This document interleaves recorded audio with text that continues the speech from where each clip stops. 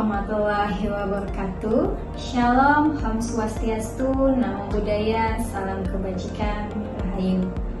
Perkenalkan, saya Anissa Aziza sebagai salah satu dosen di Fakultas Teknik Universitas Mula Warman yang sedang mengikuti proses pengajuan sertifikasi dosen tahun 2025. Pada kesempatan ini, saya akan menyampaikan pernyataan diri dosen dalam unjuk kerja Tridharma Perguruan Tinggi atau yang sering disebut sebagai PDD UKTPT dalam unsur pengajaran. Mata kuliah yang akan saya sampaikan adalah mata kuliah Perencanaan Perkotaan yang merupakan salah satu mata kuliah sesuai dengan bidang keahlian saya, yaitu Perencanaan Wilayah dan Kota. Penyampaian materi perkuliahan akan disampaikan dengan DIA atau Delivery, Interaction, and Assessment yang diawali dengan penjelasan kontrak perkuliahan yang antara lain memuat deskripsi mata kuliah, materi perkuliahan, CPL, CPMK, serta metode pembelajaran dan juga penilaian, yang nantinya kemudian akan dilanjutkan dengan penyampaian salah satu materi mata kuliah perancangan perkotaan. Berikut video dari PDD UKTPT saya.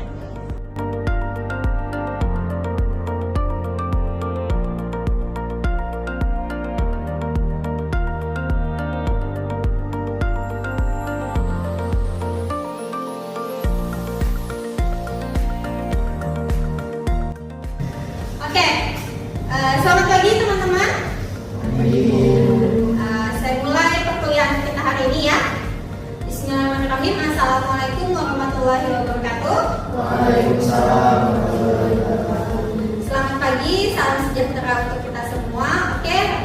Pada hari ini kita bertemu di mata kuliah Perancangan Perkotaan, di mana mata kuliah ini adalah mata kuliah yang saya ampu sesuai dengan bidang keahlian saya, yaitu Perencanaan Wilayah dan Kota. Mungkin sebelum kita memulai perkuliahan kita pada hari ini, lebih baik kita berdoa bersama terlebih dahulu agar nantinya proses perkuliahan dapat berjalan dengan baik. Untuk saudara-saudara bisa minta tolong untuk memimpin doa pada pagi ini. Selamat pagi dosen dan teman-teman sekalian. Sebelum kita memulai mata kuliah pada pagi hari ini, marilah kita berdoa menurut agama dan kepercayaan masing-masing. Doa dimulai.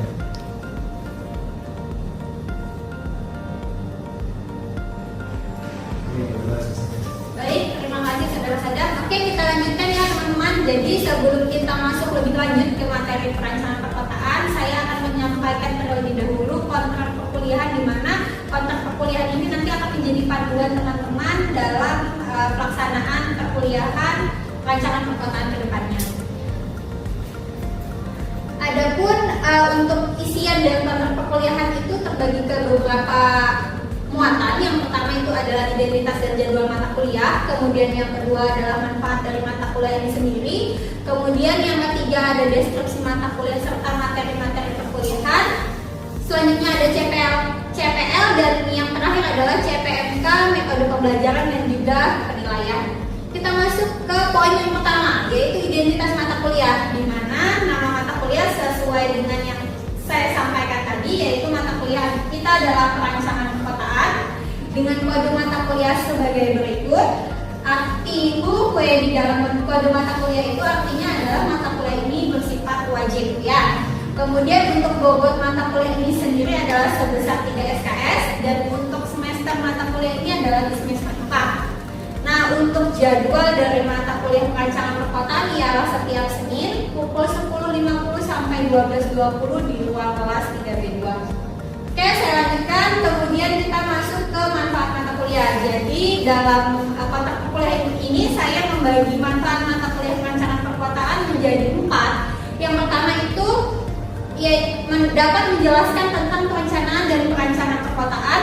Kemudian yang kedua dapat memaparkan permasalahan dalam pembangunan dan pengembangan kawasan perkotaan. Selanjutnya, manfaat mata kuliah ini adalah mampu memaparkan kebijakan, aturan, dan juga regulasi yang berkaitan dengan perancangan perkotaan, serta manfaat yang terakhir yaitu menganalisis permasalahan spasial perkotaan. Nah, tentunya ketika kita berbicara kawasan perkotaan itu nantinya itu tidak terlepas dari yang namanya permasalahan perkotaan. Oleh sebab itu harapannya dengan adanya mata kuliah perencanaan perkotaan ini nantinya teman-teman itu mampu menyelesaikan diawali dengan proses menganalisis dulu gitu permasalahan yang ada, kemudian nanti dapat menyelesaikan dengan solusi-solusi yang ada ya. Baik, saya lanjutkan untuk deskripsi mata kuliah. Mata kuliah perencanaan perkotaan ini memuat beberapa materi. Yang pertama itu ada materi tentang perancangan kota, kemudian ada materi tentang elemen-elemen penyusun kawasan perkotaan, kemudian termuat juga di dalam regulasi dan aturan, serta juga analisis permasalahan spasial dalam skala perkotaan. Nah, kemudian permasalahan spasial perkotaan ini nantinya itu akan menjadi fokus dalam mata kuliah ini. Nah, seperti saya sampaikan tadi bahwasanya ketika kita berbicara sebuah kawasan perkotaan itu tentunya nanti tidak terlepas dari yang namanya masalah perkotaan atau masalah spasial. Nah, oleh sebab itu mata kuliah perancangan perkotaan ini bisa menjadi landasan teman-teman nantinya untuk berpikir kritis bagaimana sih menemukan solusi ataupun mencegah permasalahan-permasalahan tersebut terulang di masa yang mendatang. Oke, saya lanjutkan. Kemudian kita akan membahas terkait capaian pembelajaran lulusan. Jadi untuk capaian pembelajaran lulusan atau CPL itu dibagi menjadi 3. Yang pertama itu kemampuan umum, kemampuan khusus, dan juga pengetahuan. Nah, untuk kemampuan umum sendiri ini namanya kemampuan umum menjadi sifatnya umum ya. Harapannya ketika nanti teman-teman lulus itu teman-teman mampu menerapkan pemikiran logis, kritis, sistematis dan sebagainya, dan tentunya dapat menerapkan nilai-nilai yang sesuai dengan bidang keilmuan yang teman-teman mampu. Kemudian kemampuan khususnya yaitu mampu menguasai prinsip keberlanjutan lingkungan, aspek iklim dan sebagainya yang nantinya itu mampu diimplementasikan dalam perancangan arsitektur. Dan yang terakhir yaitu unsur pengetahuan. Nanti teman-teman diharapkan mampu menguasai prinsip-prinsip dari bidang keilmuan arsitektur antara lain seperti sains bangunan, lanskap, interior, kawasan, perkotaan, pemukiman dan sebagainya. Oke. Setelah CPL kita akan lanjut masuk ke CPMK. Nah, jadi CPMK ini lebih hierarkinya lebih di bawah CPL, yaitu lebih masuk ke dalam mata kuliahnya. CPMK ini adalah capaian pembelajaran mata kuliah. Nah, jadi CPMK ini adalah sebuah harapan yang teman-teman bisa capai ketika nantinya teman-teman menyelesaikan mata kuliah perancangan perkotaan. Apa isi CPMK dari mata kuliah ini? Yang pertama, itu tentunya teman-teman mampu menjelaskan teori yang ada terkait dengan perancangan perkotaan. Kemudian yang kedua, itu teman-teman mampu mengungkapkan, mengetahui, memahami dan sebagainya terkait dengan kebijakan, aturan, regulasi yang ada di kawasan perkotaan. Selanjutnya, teman-teman mampu menjabarkan permasalahan yang ada di kawasan perkotaan. Selanjutnya, setelah teman-teman menjabarkan permasalahan itu, teman-teman mampu menganalisis kenapa sih permasalahan di kota ini terjadi A, B, C, dan D.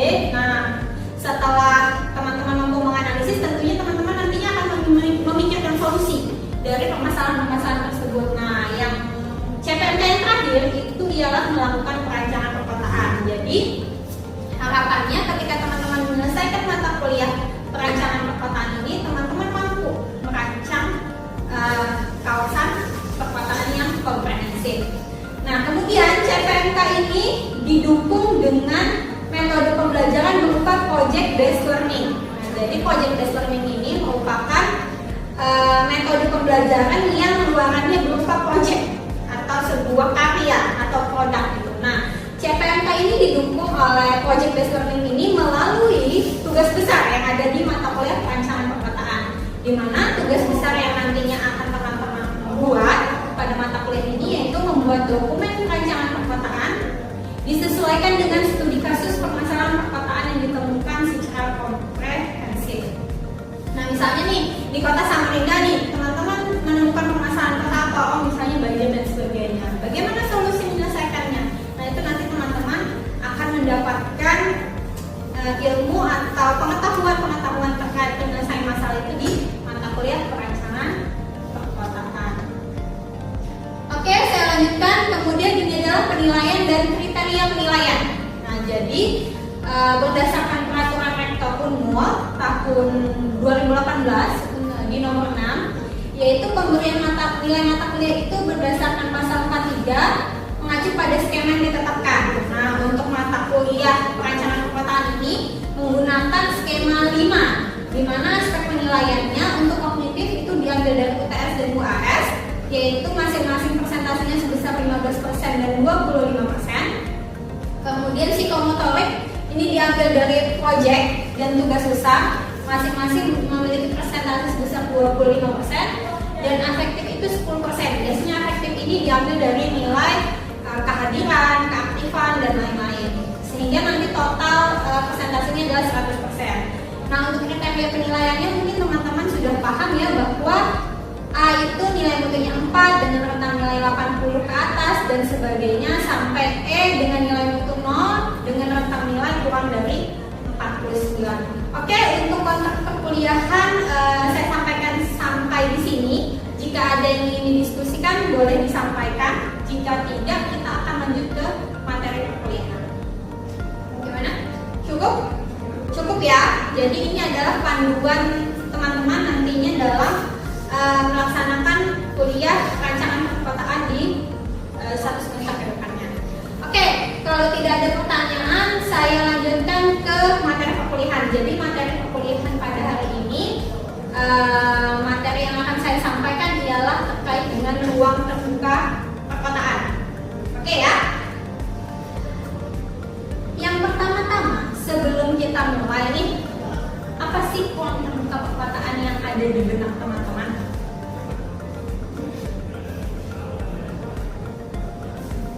Coba Uni, kira-kira yang ada di pikiran Uni, apa sih ruang terbuka perkotaan? Taman. Ada yang punya pendapat lain mungkin? Najwa mungkin ada pendapat lain terkait apa sih ruang terbuka perkotaan?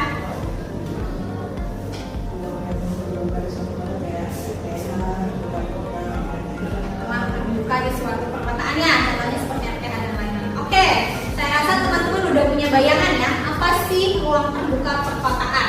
Baik, kita lanjutkan bicara definitif nih, ruang terbuka perkotaan. Nah, kalau kita berbicara secara definitif, apa sih ruang terbuka perkotaan atau biasa disingkat dengan RTP? Jadi ruang terbuka perkotaan ini adalah sebuah area publik di dalam sebuah kota yang tentunya dapat diakses serta dimanfaatkan oleh masyarakat. Nah, ruang terbuka ini mampu dimanfaatkan untuk berbagai fungsi. Contohnya fungsi ekologi, fungsi sosial, fungsi budaya, fungsi ekonomi, dan juga estetika. Misalnya fungsi ekologinya apa?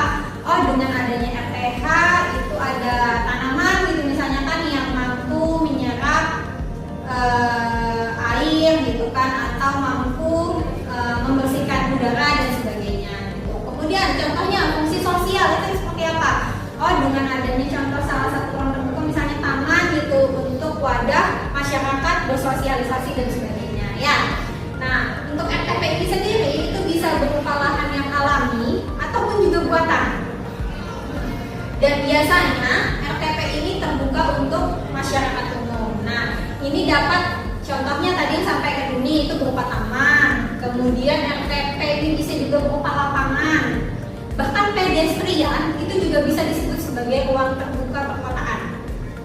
Dan area hijau lainnya yang tentunya itu memberikan manfaat bagi kehidupan kawasan perkotaan ya. Nah, coba teman-teman lihat ada di sebelah kanan itu ada contoh sebuah ruang terbuka. Kira-kira nih kalau teman-teman lihat itu di mana sih? Taman Bebaya, benar banget kan. Jadi Taman Bebaya ini posisinya ada di pinggiran kawasan Sungai Mahakam ya, yang fungsinya sebagai salah satu ruang terbuka yang ada di Kota Samarinda ya. Lanjut, kita lanjutkan ke ruang terbuka menurut regulasi. Nah, jadi ada beberapa regulasi sebenarnya yang menjelaskan tentang ruang terbuka. Cuman yang saya kutip hanya 2 regulasi utama. Yang pertama itu adalah Peraturan Menteri PUPR nomor 5 tahun 2028. Tahun 2008 maksudnya, di mana ruang terbuka hijau ini merupakan area memanjang atau jalur dan atau mengelompok yang penggunanya itu lebih bersifat terbuka. Nah, ruang terbuka hijau ini sebagai tempat tumbuh tanaman, kemudian baik itu tempat tumbuh secara alami ataupun yang memang sengaja ditanam. Nah, jadi memang peraturan Menteri PUPR nomor 5 tahun 2008 ini arahnya lebih ke ruang terbuka hijau. Jadi bukan ruang terbuka perkotaan secara umum ya. Jadi memang dia lebih khusus ke ruang terbuka hijau. Kemudian ada regulasi yang kedua yaitu Undang-Undang nomor 26 tahun 2007 tentang penataan ruang yang memuat di dalamnya bahwa menyatakan RTP atau ruang terbuka perkotaan ini merupakan bagian dari ruang terbuka yang terdiri dari ruang terbuka hijau atau bisa kita kenal sebagai RTH dan juga ruang terbuka non hijau. Nah, yang tentunya baik itu RTH ataupun ruang terbuka non hijau itu memiliki fungsi ekologis, sosial, dan juga estetika. Nah, tadi contohnya kan kayak ekologis itu misalnya di RTH itu ada tanaman yang mungkin bisa membantu meningkatkan fungsi ekologi kawasan gitu. Kemudian sosial tadi seperti contohnya taman gitu kan, bisa untuk wadah bersosialisasi masyarakat. Terus kalau estetika nih, kira-kira konsepnya seperti apa kalau kita kaitkan dengan ruang terbuka hijau atau ruang terbuka non hijau? Siapa yang bisa bantu saya kalau terkait RTH seperti apa? Terkait estetika seperti apa?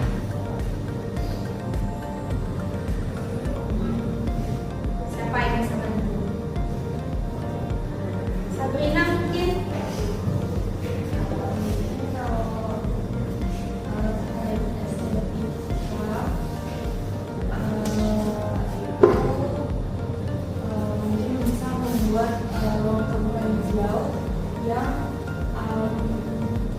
Fungsinya itu bukan hanya sebagai ruang yang dapat digunakan oleh masyarakat, tapi juga mungkin difungsikan sebagai estetika suatu kota itu. Misalnya di dalam ruang terbuka hijau mungkin bisa diberikan landmark untuk sebuah kota.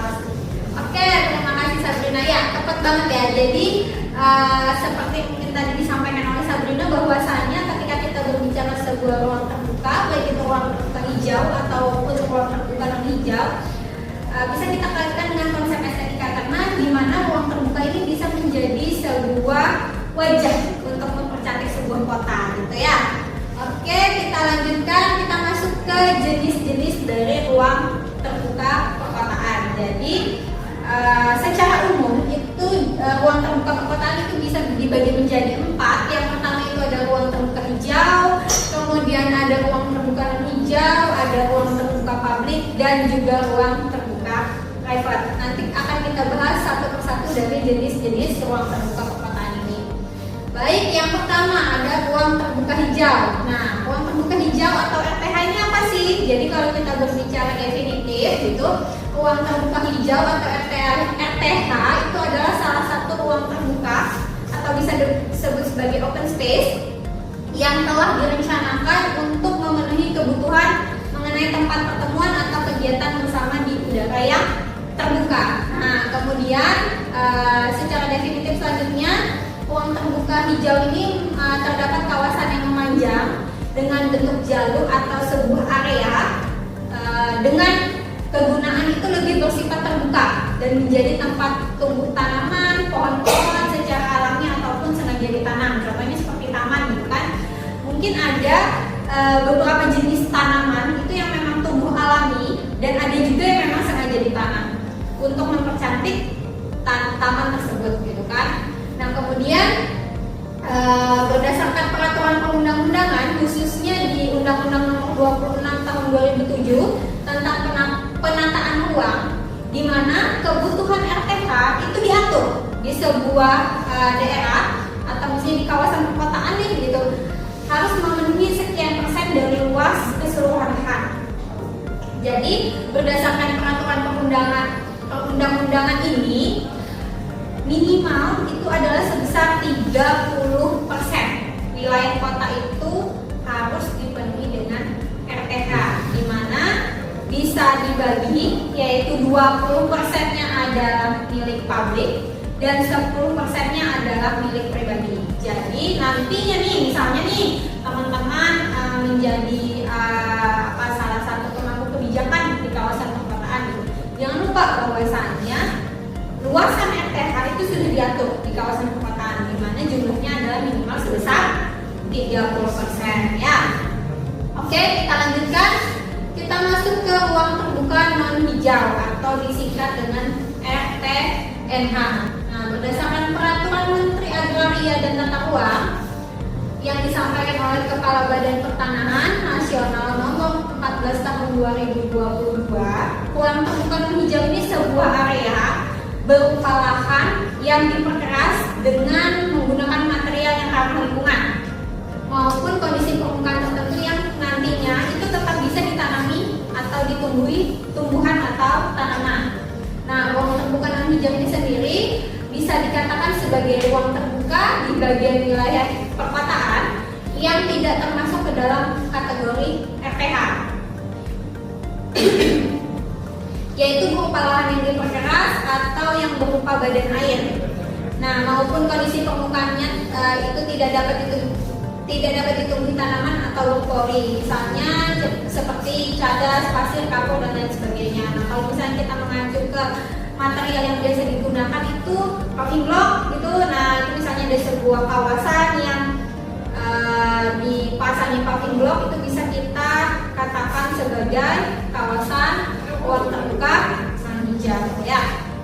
Oke, lanjut kita masuk ke jenis ruang terbuka yang selanjutnya, yaitu ruang terbuka publik dan private. Nah, kalau dari namanya aja udah kebayang ya, publik itu artinya digunakan untuk umum, sedangkan private itu digunakan untuk kalangan terbatas ya. Jadi kalau untuk ruang terbuka publik itu merujuk pada ruang terbuka yang ada di luar bangunan yang dapat digunakan oleh siapa saja untuk beraktivitas. Contohnya ada jalan, pedestrian, taman lingkungan, plaza dan sebagainya. Nah, untuk ruang terbuka publik ini memiliki 3 karakter utama. Yang pertama itu terdapat makna dari kawasan tersebut. Kemudian yang kedua itu ruang terbuka publik ini dapat mengakomodir kebutuhan setiap pengguna dalam melakukan kegiatan. Terus yang ketiga adalah menerima berbagai kegiatan masyarakat tanpa adanya diskriminasi. Kemudian kita masuk ke ruang terbuka private. Nah, tadi seperti saya sampaikan, kalau kita berbicara dari namanya aja nih, ruang terbuka private artinya kan digunakan oleh kalangan terbatas. Nah, contohnya ruang terbuka yang merupakan milik institusi tertentu atau perseorangan yang manfaatnya untuk kalangan terbatas. Contohnya seperti apa? Kebun, misalnya nih, Sadam punya kebun gitu kan, kira-kira bisa digunakan untuk umum semua kalangan atau tidak? Tidak, karena memang mungkin Sadam membatasinya hanya untuk kalangan keluarga misalnya, atau kalangan teman-teman dekat dan sebagainya. Nah, kemudian halaman rumah, kira-kira semua bisa mengakses atau tidak? Tidak, karena memang untuk kalangan terbatas, mungkin hanya untuk pemilik rumah, tamu, keluarga dan sebagainya. Nah, contoh lainnya itu seperti halaman gedung milik masyarakat atau swasta, misalnya parkiran fakultas teknik, kira-kira semua orang boleh masuk kan? Ada pembatasan, ada security di depannya gitu kan, ada pembatasan. Jadi itu termasuk ke dalam ruang terbuka private. Oke, teman-teman, kita lanjutkan ya. Tadi kita sudah membahas terkait dengan jenis-jenis ruang terbuka di dalam perkotaan. Kemudian kita masuk ke dalam peran pemerintah dan masyarakat. Nah, jadi ketika kita berbicara sebuah kawasan perkotaan, itu ada beberapa peran penting, khususnya itu pemerintah dan masyarakat. Seperti kita contohnya kan, kita adalah masyarakat pengguna kota, sehingga kita memiliki peran penting dalam suatu kawasan perkotaan.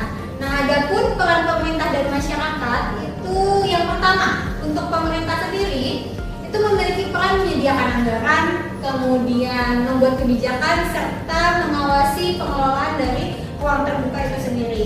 Nah, selain pemerintah, ada juga yang kita sebut sebagai peran kolaborasi. Apa sih peran kolaborasi itu? Jadi peran kolaborasi ini adalah pemerintah dan masyarakat itu saling bekerja sama. Karena kan untuk membangun sebuah kota itu harus adanya kerjasama yang baik ya. Jadi antara pemerintah dan masyarakat itu harus bekerja sama dalam perencanaan, kemudian pengembangan dan juga pemeliharaan dari ruang terbuka itu sendiri. Nah, kemudian peran yang ketiga adalah peran masyarakat, yaitu berpartisipasi aktif dalam kegiatan di ruang terbuka dan juga menjaga pelestarian lingkungan. Karena kan kalau kita berbicara ruang terbuka itu erat kaitannya dengan lingkungan ya. Contohnya kayak tadi taman gitu kan. Ketika taman itu tidak dijaga kondisi ekologinya, kira-kira apa yang terjadi? Tamannya rusak gitu kan. Kemudian akhirnya nanti fungsi ekologinya tidak lagi berjalan dengan baik. Oke, kita lanjutkan. Gimana nih menurut teman-teman peran arsitek dalam perancangan ruang terbuka? Mungkin ada yang bisa membantu menyampaikan. Tadi kan kita udah banyak membahas nih dari ruang terbuka itu apa, kemudian jenis ruang terbuka, ada ruang terbuka hijau, ada ruang terbuka non hijau. Nah, sekarang kita kaitkan dengan konteks mungkin peran teman-teman. Kan teman-teman calon arsitek nih ya nantinya gitu kan. Bagaimana sih peran arsitek dalam perancangan kawasan perkotaan? Mungkin ada yang bisa membantu mendalami, kita ini kan jadinya ke pendalaman materi ya gitu. Mungkin Uni deh, boleh deh. Gimana kira-kira peran arsitek Uni dalam konteks perancangan ruang terbuka di kawasan perkotaan? Saya untuk peran arsitek mungkin mendesain suatu misalnya ruang terbuka hijau sesuai dengan regulasi seperti GSB-nya, dengan